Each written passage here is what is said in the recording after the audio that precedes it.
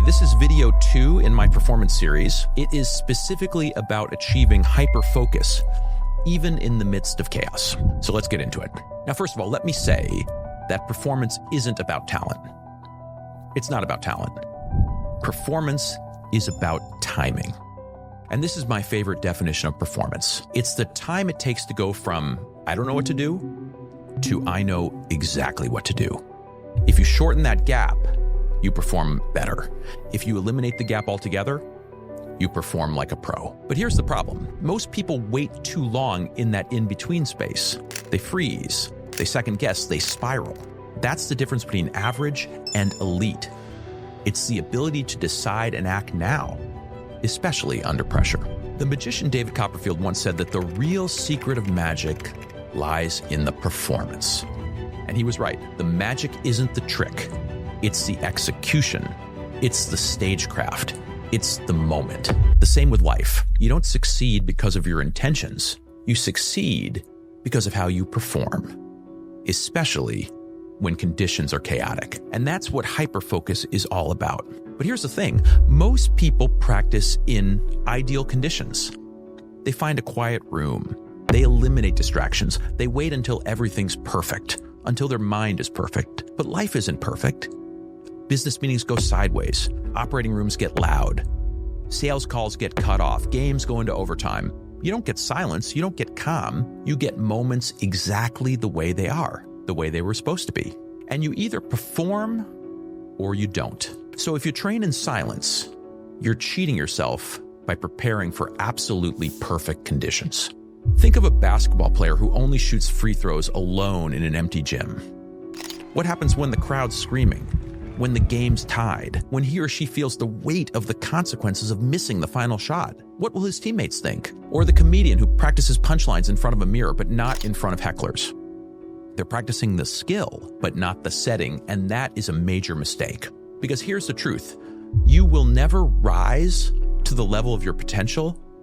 You fall to the level of your preparation. So the way to build hyperfocus is to train your focus under pressure. Tom Brady used to pump crowd noise into practice so loud that he had to use hand signals. And this wasn't by accident, it was by design. Because when you train in chaos, focus becomes instinctual. In the operating room, I never demand silence. I train my team to focus in noise, with music, with motion, with constant movement around us, because that's the way the operating room is. That way, when things get chaotic, we don't break, we lock in, we get to a new gear. And this is how you can build that muscle too. So step 1 is the method. When you first start clean. When you first learn a skill, yes, you remove the distractions. You need clarity. You need to develop the muscle memory. But then you add some pressure.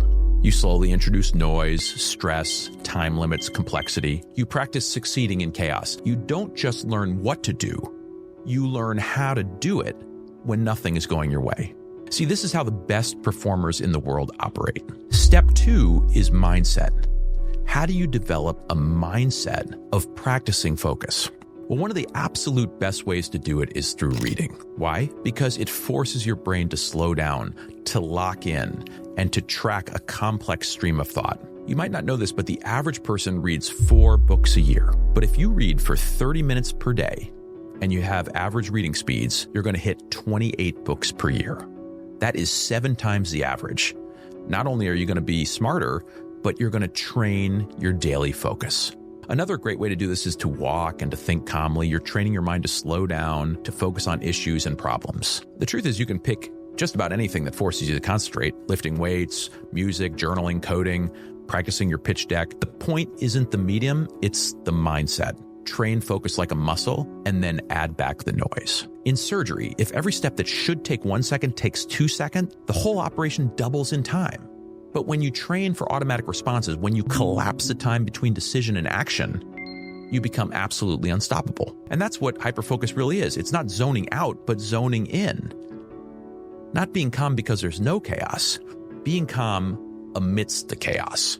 So here's my challenge for you. Don't just practice the task. Also practice the pressure. Train yourself to execute when others hesitate, to decide when others second guess, to stay sharp, fast, and clear, no matter how loud it gets. That's hyperfocus. That's performance. And that is the very first technique. Okay, so stay tuned for the next video where I'm going to talk about visualization, which is the second performance technique. And also make sure to hit the subscribe button for the full series on how to perform like a heart surgeon in your everyday life. Thanks for watching.